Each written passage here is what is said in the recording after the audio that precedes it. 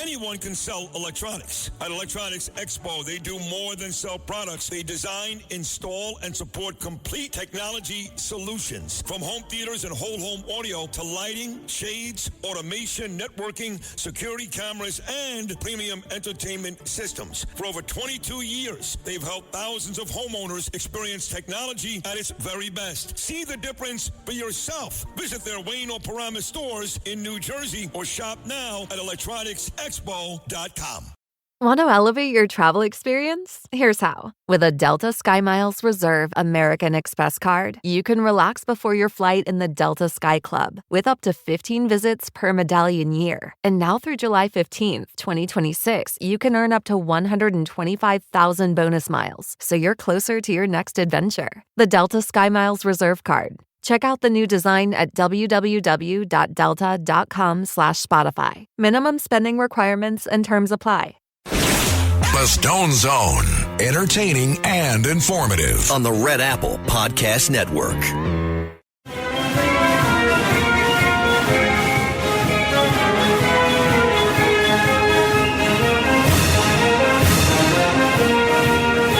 This is the Stone Zone with Roger Stone. People love him and respect him. Roger Stone. Now, get in the zone. It's the Stone Zone. Here's Roger Stone. Welcome into the Stone Zone, the hottest political radio show in America today. Well, Democrat hopes of winning the House of Representatives and flipping the seat of upstate Congresswoman Elise Stefanik were dealt a serious blow last Friday when Republican State Assemblyman Robert Smullen bowed to President Trump's wishes and dropped his plan to run on the conservative line after being soundly defeated in the Republican primary by Anthony Constantino, the chief executive of Sticker Mule, a multi-million-dollar online printing company. Although Constantino was opposed by all 12 of the Republican county chairs, the New York State Republican Committee, and I believe every member of the Republican House congressional delegation, with the exception of Elise Stefanik, who issued a late endorsement of Constantino, he won his primary by 20 points, racking up the largest number of votes in the history of that congressional district by a congressional district of either party. This is significant because New York State is one of the few countries, I believe at this point it's the only country, the only state in the country where one's name can appear on multiple state ballots, but you win the cumulative vote. So this is a major victory, not only for Anthony Constantino, also a major victory for House Speaker Mike Johnson, who endorsed Constantino after the Republican primary. The state conservative party chair says that they'll likely leave their line blank, but it's also interesting that Constantino petitioned his way on the ballot as the candidate of the Taxpayers Party. So even had he lost the primary, which of course he didn't, he would have remained on the ballot anyway. This is going to be not as close a race as some have thought. Democrats have nominated a local farmer, Blake Gebenden, I think I said that right, who will now try to move to the center and pretend to be a moderate in the Republican-leaning district. Mr. Constantino has self-funded his own campaign, meaning he doesn't accept campaign contributions from lobbyists or big pharma, big agriculture, or any special interest, big defense contractors. And he had what I thought was one of the greatest political slogans of all time. Anthony Constantino, nobody's man but yours. This is not going to be the close race that Democrats had been hoping for with a three-way split. In fact, the last time Democrats won this district was when the Republican Party and the Conservative Party endorsed two different candidates. That's not going to happen now through the actions of President Donald Trump.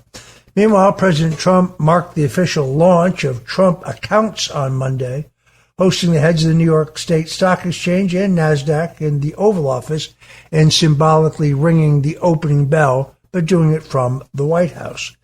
The new child investment accounts went live on the 4th of July as part of the One Big Beautiful Bill, which passed earlier last year.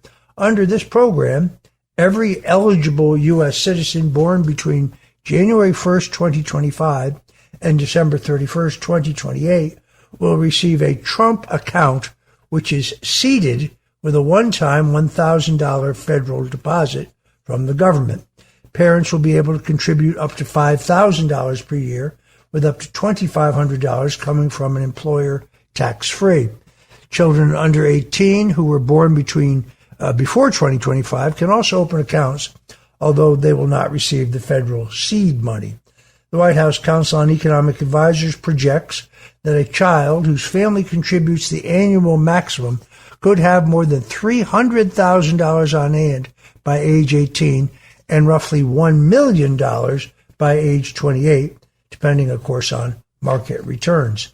Dell Technologies founder Michael Dell also joined the event and announced a private sector contribution, saying that they would put $6.25 billion into the account to provide $250 for each of the 25 million eligible children who were born between 2016 and 2024. Trump called the accounts a miracle, and he encouraged parents to sign up. Trump accounts are teaching children to invest, help families build wealth, and tying the next generation directly to America's economic success through opportunity, savings, and capitalism. This something Donald Trump will be known for this, just as Franklin Roosevelt was known for Social Security. This is the way to fight back against the culture of dependency that previous administrations have fostered, in my opinion. The Trump administration is restoring the American dream through wise programs that will help build intergenerational wealth so that someday we'll no longer need a welfare state and the massive bureaucracy that accompanies it. In the meantime, a shocking new report released by the Department of Homeland Security Inspector General confirms that many Americans already feared. The Secret Service missed repeated chances to stop the July 13th, 2024 assassination attempt against President Donald Trump in Butler, Pennsylvania. This shocking 64-page report says the agency missed multiple opportunities to detect, prevent, and disrupt the attack on Thomas Crooks, who climbed on the roof of the American Glass Research Complex roughly 155 years from the stage. I personally am not even certain that Thomas Matthew Crooks is the shooter. I find it curious that his body was almost immediately cremated, that his social media left no footprint whatsoever. And at the time, the FBI told us that they were unable to break into his encrypted phone. There are also reports that he had some kind of remote device on him. Immediately after the shooting, I got a tip from a Pennsylvania State Police contact of mine who told me that rather than Thomas Matthew Crooks, that the shooter was a man named Maxwell Yerrick. Mr. Yerrick seems to have disappeared from sight.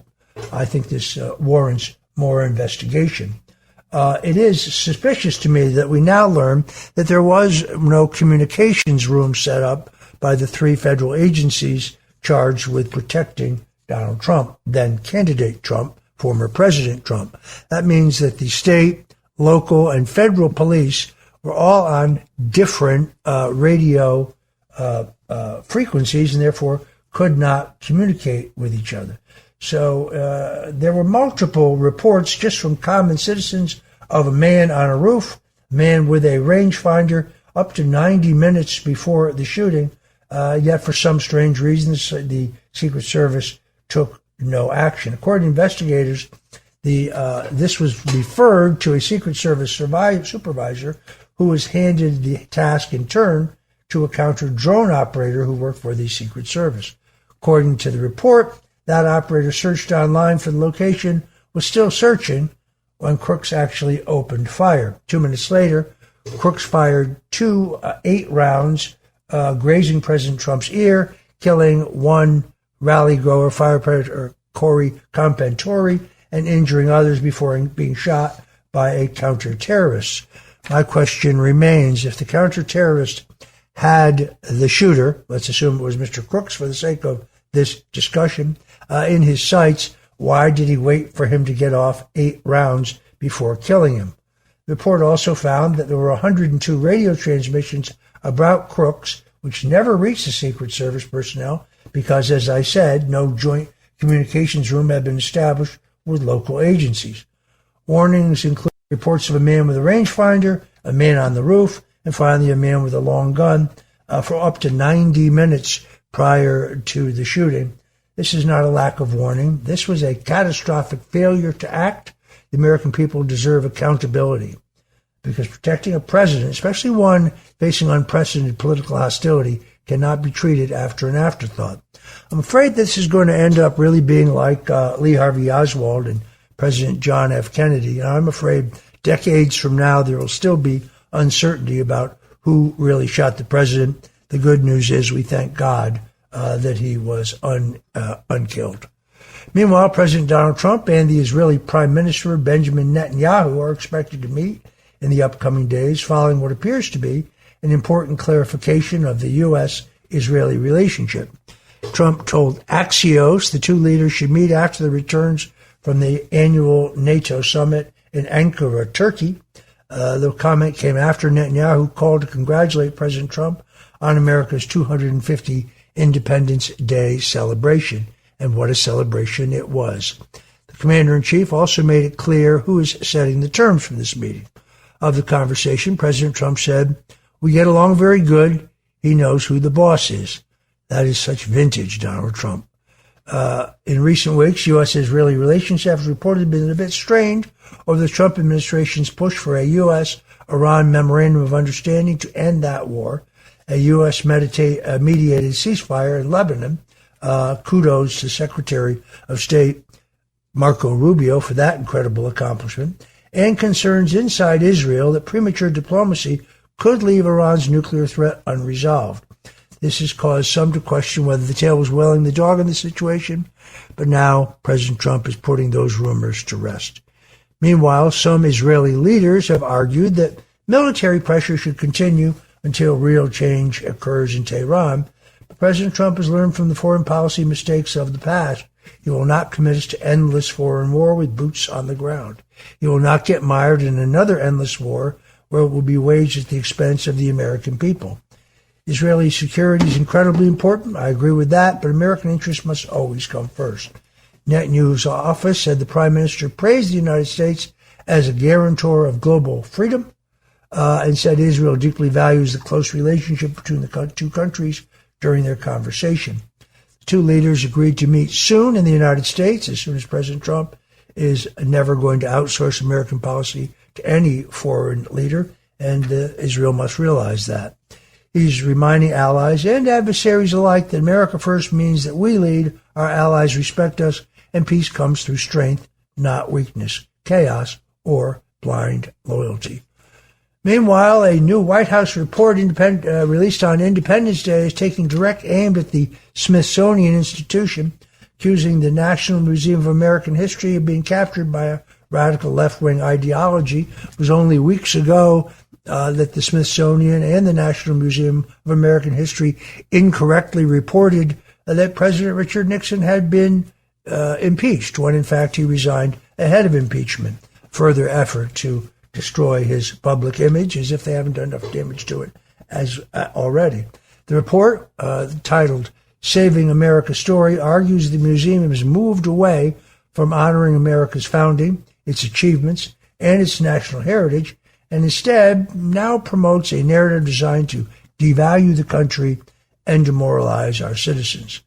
According to the White House, the museum has become a vehicle for intersectional critical theory, an ideology the report describes as rooted in Marxism and focused on portraying American history through overlapping systems of oppression. The report says this approach fails to give young Americans access to the inspiring and unifying parts of the nation's story. They literally no longer teach history in the public schools. My own granddaughter came home to tell me that Abraham Lincoln was a racist, which of course he wasn't. President Trump has made restoring patriotic history a major priority.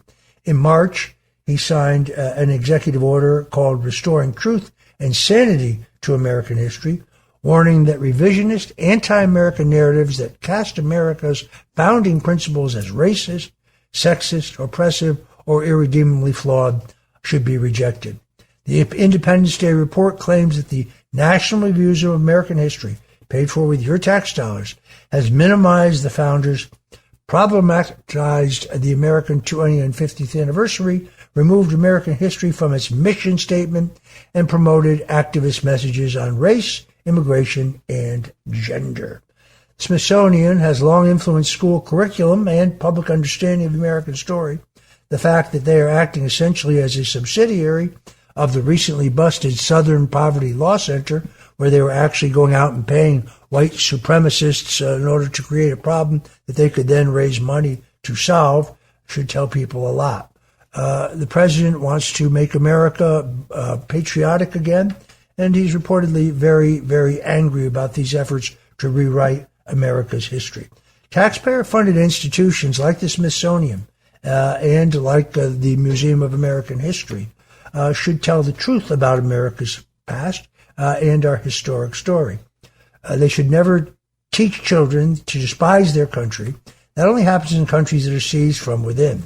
Instead, they should tell the full truth about America and the fact that we are the greatest nation on earth, despite the fact that we are not perfect. You're listening to the Stone Zone. I'm Roger Stone, and we'll be right back. This is the Stone Zone with Roger Stone. It is a great, great person, Roger Stone. The Stone Zone.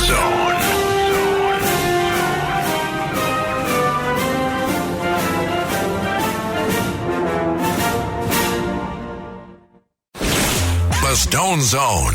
Entertaining and informative. On the Red Apple Podcast Network.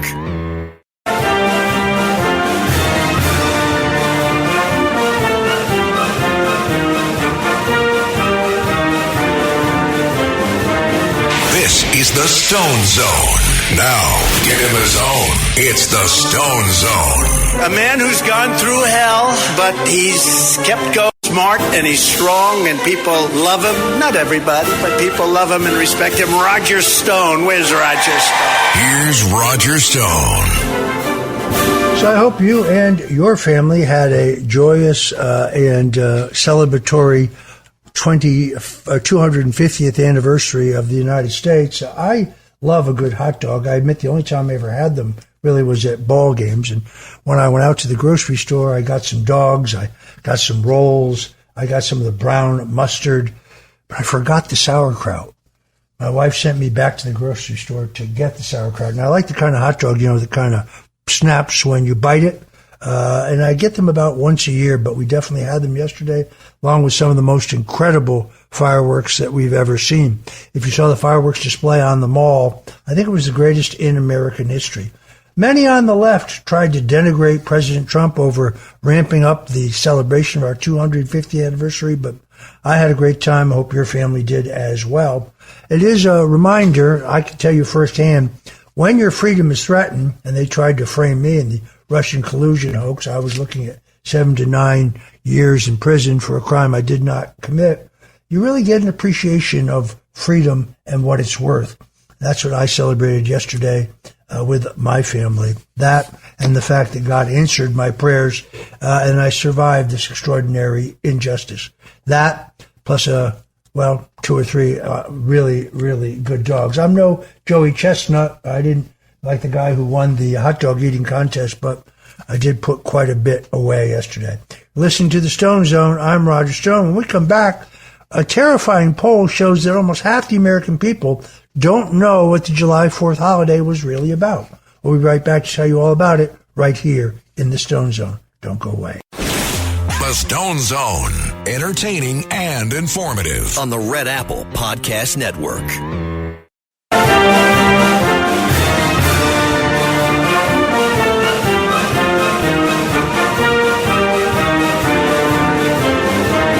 This is the Stone Zone. Now, get in the zone. It's the Stone Zone. A man who's gone through hell, but he's kept going and he's smart and he's strong and people love him. Not everybody, but people love him and respect him. Roger Stone. Where's Roger Stone? Here's Roger Stone. Welcome back into the Stone Zone. While the rest of us were celebrating the 4th of July and America's independence, a terrifying poll conducted by the Cato Institute in conjunction with Morning Consult showed that 46% of Americans do not really know what the 250th celebration of America's independence actually commemorated. To me, this is shocking. Among January Z, the number rises to 61%. Imagine that. 61% couldn't tell you what the 4th of July was about. Just over half of all respondents correctly identified the anniversary as marking the adoption of the Declaration of Independence in Philadelphia, Pennsylvania, while only about 1/3 of Gen Z got it right.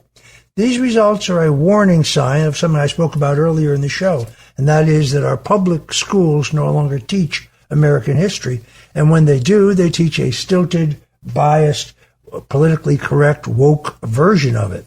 These results are the warning sign of the decades of these weakened civics education and the cultural left's efforts to teach young Americans to view their country with hatred.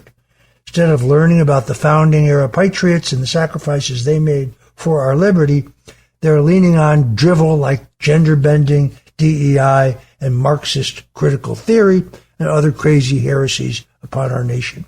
This is wholly unacceptable and puts the future of America in grave peril. The good news is that most Americans still hold patriotic views. In this same poll, 76% had a favorable view of the founding country, 86% said they were grateful to be Americans, and 79% said they were proud to be Americans. Strong majority also still believe America is in the land of opportunity, and their concern about the country shows that they believe the American dream is still available to them. But at the same time, the poll shows concerns about America's direction. 57% believe America's moved away from its founding principles, with 22% saying it moved far away from its founding principles. Americans still love their country and we want to be a united people, but unless we understand and teach about our founding and recognize the importance of liberty, we're going to lose our nation and our freedom long, long before. MAGA is about fomenting the patriotic revival needed to ensure America gets another 250 years. Hollywood is helping undermine that idea every single day. It is once again inserting itself into American politics, this time using the nation's 250th anniversary to push their familiar anti-Trump message. A nearly 10-minute video released for America's semi-quincentennial featured liberal celebrities, including Mark Ruffalo, Ted Danson, Judd Apatow, and others reading from Timothy Snyder's book On Tyranny, 20 Lessons from the 20th Century. Video frames the current political moment as a battle against tyranny. That's ironic, coming from the people who advocated censorship of those on the internet who did not agree with them. It also directly encourages Americans to oppose President Donald Trump. Timothy Snyder, who wrote the book after President Trump's 2016 victory, said the upcoming midterm elections represent a turning point for the republic. Celebrities in the video read lessons such as do not obey in advance, beware the one-party state. Well, I certainly agree with that. Clearly aimed at warning voters against President Trump and his supporters. This is a distorted sense of where we are today. So those who violated the Constitution and broke the law in their manic effort to destroy Donald Trump, to put him in jail, to keep him off the ballot, to bankrupt him, when any move is made by government to hold them responsible, they scream that it is revenge, that it is retaliation. Mark Ruffalo told Variety that he joined this particular left-wing project because he believes America is living through what he called a very bad and corrupt time. Ruffalo says he wants the country to move away from government that serves the wealthy and the powerful and instead focus on young people. This is the typical drivel you'd expect to hear from out-of-touch, effete Hollywood liberal elitists. This video is just another example of why wealthy Hollywood elites who live in gated communities and travel with security guards strongly favor gun control for the rest of us, lecturing everyday Americans while pretending that they're defending democracy. The only democracy they defend is their version of it. That's one in which we are censored, we are prosecuted, we are targeted, and the criminal justice system is weaponized against us. It was this sort of performative displays that annoyed the American public and caused them to rally around President Trump for cutting these losers down to size. It's why he was able to make the greatest single comeback in American political history at a time when the country should be celebrating 250 years of independence, freedom, and constitutional government. Hollywood's message is not one of unity or gratitude. It is one of resistance, fear, and partisan politics. Meanwhile, a member of Castro's ruling family is now signaling a willingness to talk directly with President Donald Trump, a sign that the administration's pressure campaign may actually be rattling Havana's communist elite. Raul Guillermo Rodriguez Castro, the grandson of former Cuban President Raul Castro, told USA Today in an exclusive interview that he's prepared to serve if the Cuban Revolution needs him. Now, he holds no formal government post and rarely appears in public, but the Castro name still carries enormous weight inside Cuba's closed communist power structure. Rodriguez Castro said he's never been personally interested in politics, but made it clear he would not abandon the principles of Cuba's 1959 revolution or the island's sovereignty. Still, he also said he could negotiate with anyone designated by the United States, including Trump. Well, if he thinks he's going to get around Secretary of State Marco Rubio, I think he's got another thing coming. That statement comes as the Trump administration intensifies economic pressure on Havana. Cuba's economy remains deeply weakened after decades of communist mismanagement, and its tourism sector, as you might expect, in steep decline. The Cuban people lack fuel, they lack rubber tires, they lack car parts, they lack medicine, they lack bandages, they lack all of the necessities of everyday life, because that's what socialism gets you. Cuban government data shows the island drew just 360,000 tourists in the first years of 2026. That's down 58% from a year earlier. The president's doctrine of strength is working against putting Cuba in a position where they must negotiate or pay the consequences. While Democrats have often favored appeasement with communist regimes, President Trump's approach is built on leverage, pressure, and American power. If Havana is now looking for a back channel to Washington, it's not because communism is succeeding, it's because the regime is running out of options and President Trump is forcing the conversation on America's terms. My wife and her family being from Cuba, we are intensely interested in these events. I have no doubt that Secretary of State Marco Rubio, himself a Cuban American, is acutely aware of the situation, and I expect him to continue the pressure on the regime. Meanwhile, a new House Judiciary Committee report is raising serious alarms about South Korea's left-leaning government and its treatment of American companies, especially the U.S.-owned e-commerce giant Coupang.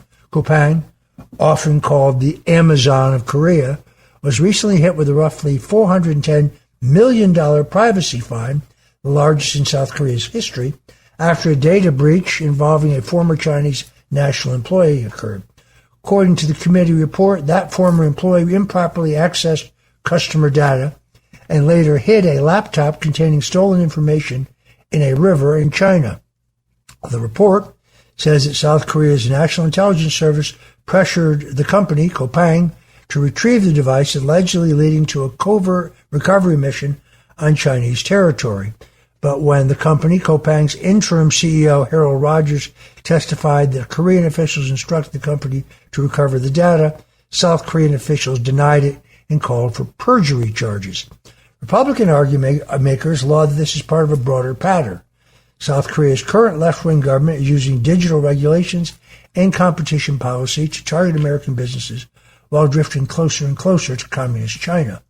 The South Korean embassy denies discrimination, saying its government provides a fair business environment and that Coupang deceived due process in this entire matter. But Coupang, the company's stock has plunged as a result of this incredible arbitrary fine, hurting American investors, pension funds, and everyday retirement savers. A separate economic model warns hostile Korean regulators that could cost U.S. states hundreds of billions of dollars over the next decade. Allies must treat American companies fairly, and Washington should not ignore the economic attacks wrapped in foreign policy. When it comes to the race for global hegemony, there can only be one dominant power. You're either with the United States or you are against us. as South Korea is apparently about to learn. I suspect they will pay a high penalty for this in terms of high tariffs and sanctions until they get their act together.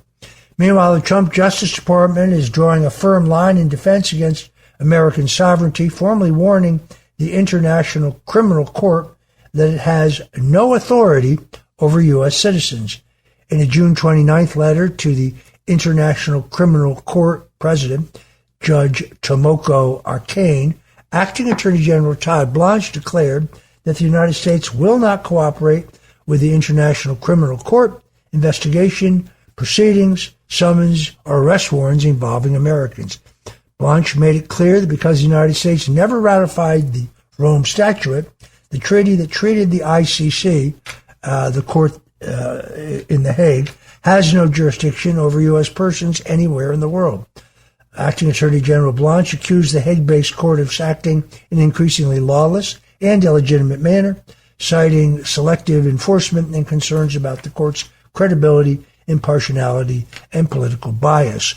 The warning comes amid rising tensions over the International Criminal Court's actions involving Israel and other nations that have not consented to the court's authority. The Justice Department also pointed to the American Service Members Protection Act of 2002, which rejects the International Criminal Court jurisdiction over American troops, officials, and civilians. That law bars U.S. cooperation with the court and authorizes the President of the United States to use all necessary means to secure the release of any American detained under an International Criminal Court warrant. Blanche, also citing President Trump's 2025 executive order sanctioning the ICC's chief prosecutor after actions against Israeli officials. This is what they mean when they talk about the New World Order, some international court that has jurisdiction over American citizens, clearly rejected by the Trump administration. To me, this seems like a long overdue message. American citizens are not accountable to some foreign tribunal in The Hague. Organizations like the International Criminal Court have chipped away at American sovereignty for far too long, and thank God the Trump administration is putting them in their place. A new working paper from the Federal Reserve Bank of Dallas is putting hard numbers behind the Biden-era border crisis, helping to drive housing costs up even today. The study examined the unprecedented wave of illegal immigration between 2021 and 2024, using immigration court records and government data to measure its effect on local labor and housing markets. The findings are really significant. Researchers found that illegal immigration increased employment, taking jobs away from native-born workers in doing so, while also sharply increasing the demand for housing in markets that were already strained. According to this new paper, a 1% increase in unauthorized workers relative to a local labor force was associated with about a 2.2% increase in home prices and a 1.4% increase in rents. Researchers found little evidence that new home construction expanded enough to absorb this additional demand, but of course the new construction would create concerns related to infrastructure and crowded communities as well as overdevelopment, straining the very fabric of our country. The economists estimate that the unauthorized immigrant worker flows accounted for roughly 30% of employment growth, 30% of home price growth, and 20% of rent growth in the average metro area studied between March 2021 and March 2024. They burden schools, hospital, public services, and now, according to this research, housing affordability. But with the number of those illegally crossing our southern border dropping to virtually zero, these statistics are in the rear view mirror as Donald Trump has closed our border, making us safer and moving towards greater affordability. Americans struggling to buy a home or pay rent deserve leaders who put America's citizens first, secure the border, restore order after years of reckless immigration policy that has harmed our country in multiple, countless ways. This new shocking report proves it. This is why I thank the God every single day that Donald Trump is our president. I'm Roger Stone. You're listening to the Stone Zone. We got more politics for you on the other side, so please, whatever you do, don't go away. It's the Stone Zone with Roger Stone. It is a great, great person, Roger Stone. The Stone Zone.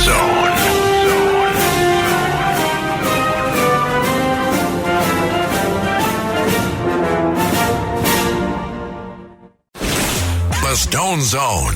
Entertaining and informative. On the Red Apple Podcast Network.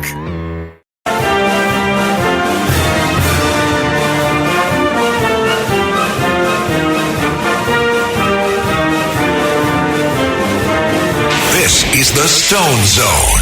Now, get in the zone. It's the Stone Zone. A man who's gone through hell, but he's kept going, and he's smart, and he's strong, and people love him. Not everybody, but people love him and respect him. Roger Stone. Where's Roger Stone? Here's Roger Stone. And you're back in the Stone Zone. California Democrat Congressman Ro Khanna is openly backing what he calls a billionaire's wealth tax, but the fine print tells a very different story. In a new Substack essay entitled Why I Support a Billionaire's Wealth Tax, the far-left lawmaker quickly makes it clear that his proposal would not really stop billionaires. He, for example, supports Elizabeth Warren's ultra-millionary tax act, which would impose a yearly 2% federal tax on wealth above $50 million. Speaking of that, how is it that Elizabeth Warren, on a Senate salary of $174,000, is now worth $12 million. Could it be insider trading? I wonder. This is not simply a tax on billionaires, as put forward by the California congressman. This is a permanent federal claim on private wealth, including assets that may not produce cash income. Once Washington normalizes taxing wealth itself, the threshold will eventually move lower over time, especially as inflation rises. Paper value for homes, farms, businesses, and retirement assets will all be taxed. The California Congressman, Ro Khanna, wants the tax to reach irrevocable trusts, with the bill going to the original grantor. Proposal would dramatically expand the IRS power, including annual audits for at least 30% of those subject to this tax, and federal valuation of private businesses, land, art, and other to-price assets. I wonder how they would evaluate my Nixon button collection. It also includes a 40% exit tax on wealth above $50 million for those who elect to leave, a so-called expatriation tax. This is exactly the danger of class warfare politics.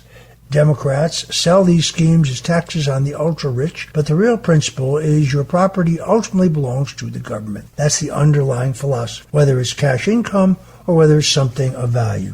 Today it's at $50 million, but tomorrow it could be your small business, your farm, your store, or your 401k. They want to get their hands on all of it because ultimately, you see, they want the government, not private business or individuals, to have all the power. This is anathema to the founding of our country and our ancestors who wrote the Second Amendment of the U.S. Constitution to prevent this type of situation from coming to fruition. As often is written, the Second Amendment was written to protect the First, perhaps also the Fourth.